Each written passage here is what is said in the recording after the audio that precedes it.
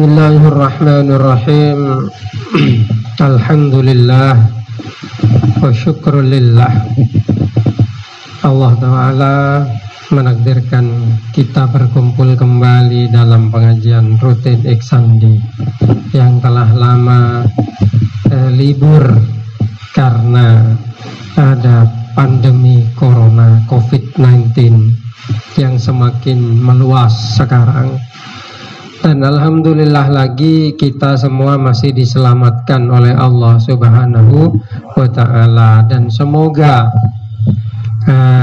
penjagaan Allah ini akan terus menyertai kita sehingga kita semua terus dijaga dan diselamatkan oleh Allah Subhanahu wa Ta'ala dari penyakit COVID-19 yang lagi mewabah sekarang.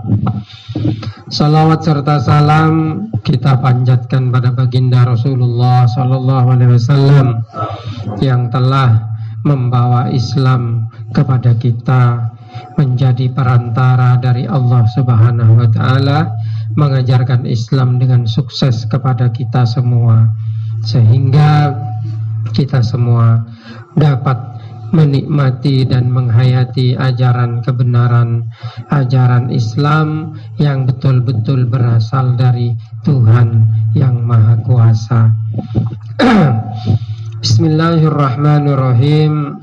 Pada pertemuan ini kita awali pengajian rutin ini, di mana pengajian rutin ini adalah pengajian kitab Bidayatul Hidayah yang tentunya berisi dasar-dasar hidayah. Jadi di dalam Islam itu yang paling fondasional, yang paling fondasi, sifatnya paling dasar, itu adalah tauhid. Tauhid. Karena dengan tauhid kita bisa mengenal Tuhan, mengenal Allah. Allah ini, ada orang terkadang membedakan kata Allah dengan kata Tuhan. Sebenarnya tergantung perspektif manusianya. Kalau perspektif bahasa, Tuhan dan Allah itu beda, karena Allah bahasa Arab, Tuhan bahasa Indonesia.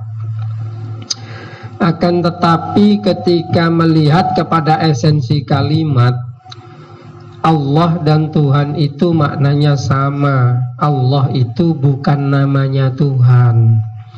Allah itu sebutan bagi Tuhan. Allah awalnya Al-Ilahu. Siapa Al-Ilahu? Menurut orang ahli nahwu, Al-nya ini adalah Al satu-satunya. Sama seperti kata the dalam bahasa Inggris yang disandingkan dengan kata sun, matahari, the sun. Kenapa sun, matahari, harus diberi the? Karena itu satu-satunya. Begitu. Sama di dalam ilmu nahwu seperti itu. Al-Ilahu, sang Tuhan. Itu memang sudah pada satu tujuan, satu zat itu. Makanya dinamakan Al-Ilahu.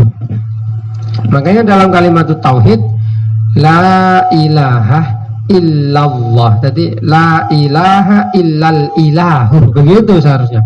Tidak ada Tuhan kecuali sang Tuhan yang satu itu.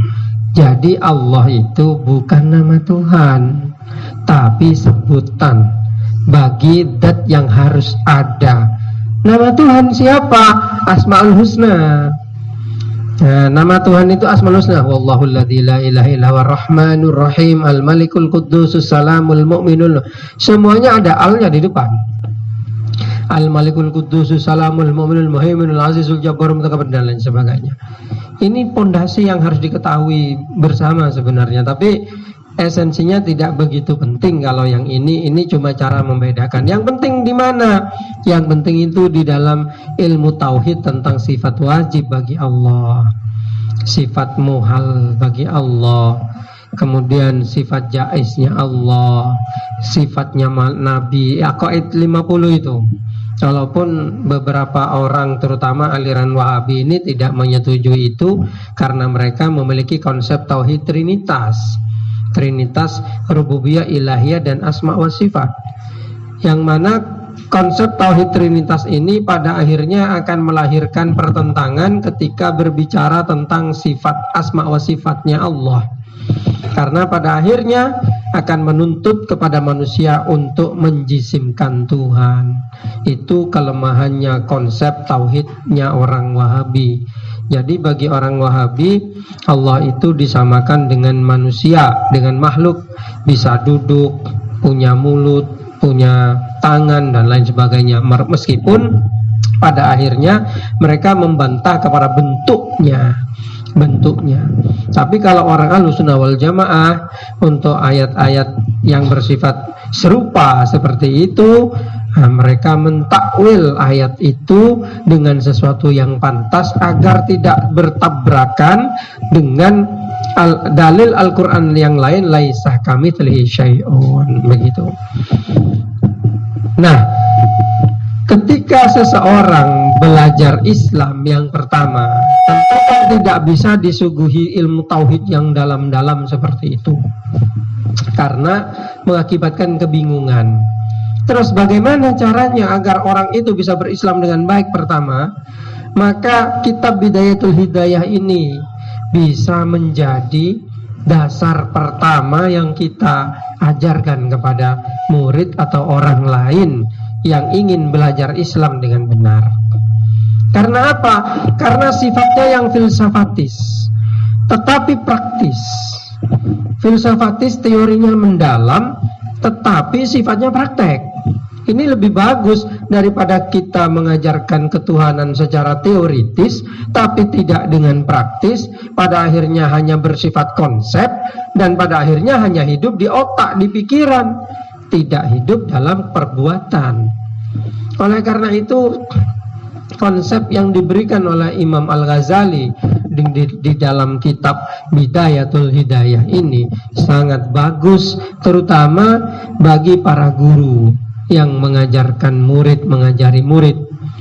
Kenapa? Karena konsep filsafatis dan praktis yang disatukan ini dipetik dan disarikan dari berbagai macam kitab yang bermacam-macam, dari berbagai hadis dan ayat Al-Quran yang bermacam-macam, akhirnya disarikan menjadi kitab Bidayatul Hidayah ini. Ini sudah tidak perlu disangsikan karena keilmuan Imam Al-Ghazali, beliau mendapatkan gelar Hujjatul Islam dan diakui oleh seluruh kalangan, baik akademisi, praktisi, atau mereka-mereka yang sufi, mengakui pada keilmuan Imam Al-Ghazali. Karena menurut pengamatan saya, satu-satunya ulama Islam yang menguasai banyak fan dengan tabahur, dengan mendalam, memang Al-Ghazali. Kalau yang lain paham fikih, tapi tidak paham dalam tasawuf. Faham tasawuf, tidak paham sufi, tidak paham logika. Paham logika, nanti tidak paham di dalam ilmu hikmah. Paham ilmu hikmah, fikihnya kurang, dan lain sebagainya. Tapi Al-Ghazali tidak seperti itu. Imam Ghazali memiliki semua kitab dalam semua fan yang ada itu. Kitab hikmahnya ada Al-Awfaq. Kitab fikihnya, fikihnya Imam Al-Ghazali itu besar. Kemudian kitab tasawufnya tidak diragukan. Kitab logikanya, kitab filsafatnya sampai perbintangan dan sebagainya, itu punya semua Imam Al-Ghazali. Makanya ketika mengaji kitab ini, pengarang itu menentukan kualitas. Jangan kor sekedar berbahasa Arab, berbentuk buku, terus dianggap yang ngarang pasti syekh, pasti ulama yang terkemuka. Tidak seperti itu.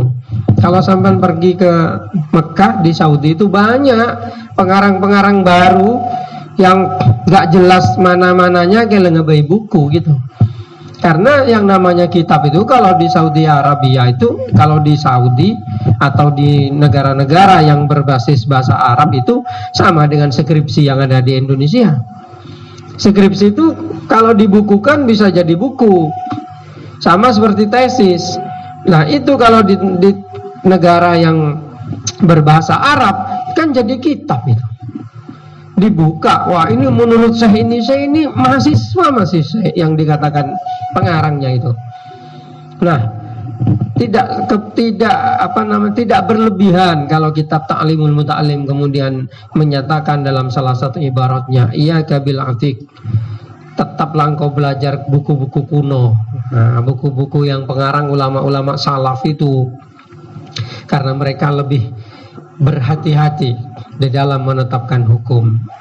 Mereka lebih berhati-hati di dalam menjelaskan hukum. Ulama Al-Ghazali sendiri dalam kitab Bidayatul Hidayah kan sudah menyinggung bahwasanya berhati-hatilah terhadap ulama usuk dalam mereka-mereka yang membuat fatwa atau mengeluarkan pernyataan hanya berdasarkan keinginan untuk mendapatkan kekayaan, membela penguasa, membela orang-orang yang bayar, kan begitu. Itu harus berhati-hati. Bismillahirrahmanirrahim. Untuk selanjutnya langsung saja, di sini adalah bab darajatun nas fil haqqid dini. Jadi derajatnya manusia di dalam hak keagamaan ini menurut pandangan keagamaannya kita itu ada berapa derajat gitu. Jadi ini saya sangat suka penjelasan seperti ini karena langsung simpel sekali. Wa'lam, ya itu mau. Wa'lam, ketahuilah, annal abda fi haqqi dini ala salasi darajat. Sesungguhnya seorang hamba di dalam hak keagamaannya itu ada 3 derajat. Imma salimun, bisa saja dia adalah orang yang selamat. Siapa itu? Wa al-muqtasiru ala ada'il faraid wa tarkil ma'asi. Ialah mereka yang hanya mencukupkan dengan mengerjakan kewajiban saja dan meninggalkan kemaksiatan. Ini dinamakan salim. Awi robeh, atau orang yang mendapatkan laba, orang oleh beteh. Bahwa al-mutatawwi bil qurabat wan nawafil, mereka adalah orang-orang yang mengerjakan kesunatan dengan perbuatan-perbuatan yang mendekatkan diri kepada Allah dan kesunatan-kesunatan yang lain. Au khasir, atau orang yang rugi. Bahwa al-muqassiru 'alal lawazim, ialah mereka-mereka yang tidak mau mengerjakan kewajiban-kewajiban atau ketetapan-ketetapan. Maksudnya itu lalai kepada ketetapan-ketetapan yang telah ditetapkan oleh agama. Fa illam takdir an takuna rabihan fajtahid an takuna saliman. Jika engkau tidak bisa menjadi orang yang mendapatkan laba, maka berjuanglah agar engkau menjadi orang yang selamat. Wa iyakah, summa iyakah, maka hindarkanlah antakuna khosiran, untuk dirimu menjadi orang yang rugi. Ini simpel tapi dalam, begitu. Jadi konsepnya adalah begini. Apa yang disampaikan oleh Imam Al-Ghazali ini sebenarnya berdasarkan pada suatu hadis. Ada dalam hadis yang panjang itu bercerita bahwasanya pernah suatu waktu Nabi Muhammad SAW itu waktu berjalan mengendarai unta, kendalinya unta itu dipegang oleh seseorang, orang Arabi, orang Bedui, orang desa. Dia bertanya tentang kewajiban-kewajiban dalam agama Islam. Rasulullah menjelaskan tentang rukun Islam, tentang kewajiban sholat, puasa, zakat, dan lain sebagainya. Kemudian dia mengatakan, ya dijelaskan semua. Jadi kewajibannya ini, larangannya ini, jangan berzina, jangan menyakiti tetangga dan sebagainya. Kemudian orang itu mengatakan, demi Allah saya tidak akan menambah dan tidak akan mengurangi. Kemudian orang itu pergi. Nah, Rasulullah itu kemudian membuat satu pernyataan yang mengejutkan.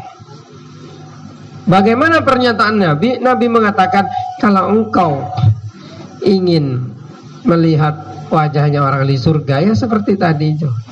Orang yang berjanji tidak akan orang yang berjanji hanya akan mengerjakan kewajiban, tidak akan menambah, tidak akan mengurangi, meninggalkan tidak akan menambah, tidak akan mengurangi. Nah, itu orang ahli surga. Artinya untuk hidup bisa masuk surga itu cukup dengan menjaga kewajiban. Meskipun kamu tidak sholat duha, tidak sholat tarawih, lo apa jeng sekali. Keng paling keng ngerwaro tetangga mengkadia. Lo pokoknya lo ngelakoni sunat, pasal ke Ramadan tok. Bajang lemang waktu tok, duhur, asar, maghrib. 5 waktu saja.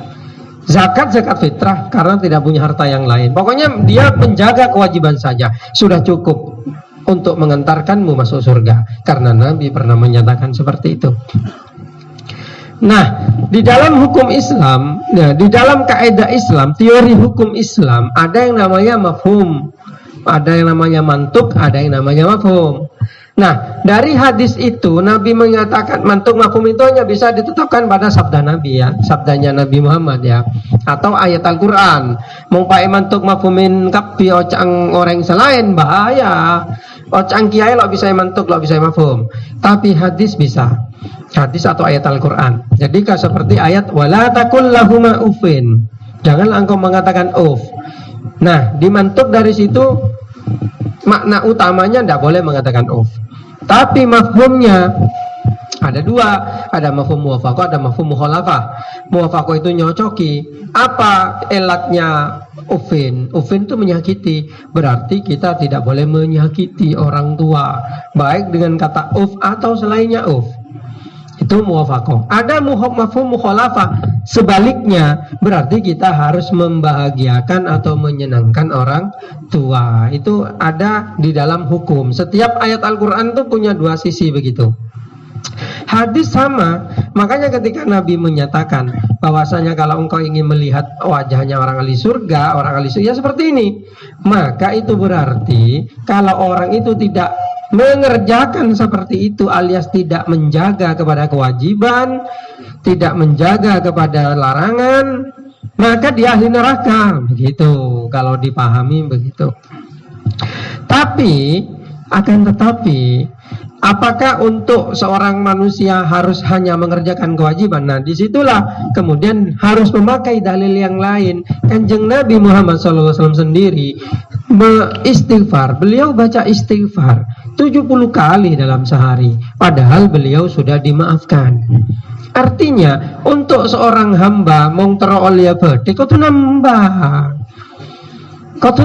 Nah, disitulah disarikan oleh Imam Al-Ghazali menjadi pemahaman inti seperti ini. Manusia itu, hamba itu, secara dalam perspektif keagamaannya dia punya 3 derajat. Bisa saja dia dinamakan salim, orang yang selamat. Siapa? Ialah mereka yang hanya menjaga kewajiban, meninggalkan kemaksiatan. Itu saja. Kalau Allah kau kesunatan. Keng la aja gajiat tok, tadi makai terawih sing keng sunnah. Duha duha sing keng sunnah. Apa kau kalau sunat lo akon jangan sing keng sunnah. Tapi jogongku selemang waktu bojong, pase jogo, haji zakat tapi mandi pese haji jaga. Ya itu salim namanya. Orang yang selamat itu. Karena sesuai hadis tadi itu. Nah, ada orang yang mendapatkan laba oleh bedeh. Siapa? Ya salim tapi mau menambah dengan kesunatan. Ya tinggal pilih lah kamu. Ya salim tok lo apa-apa. Tapi mau hidup bisa lah kartu robe. Nah, kan lebih banyak lebih baik. Maka anak aktar filan, anak aktar fadlan. Begitu. Maka mari menjadi hamba yang bersyukur kepada Allah.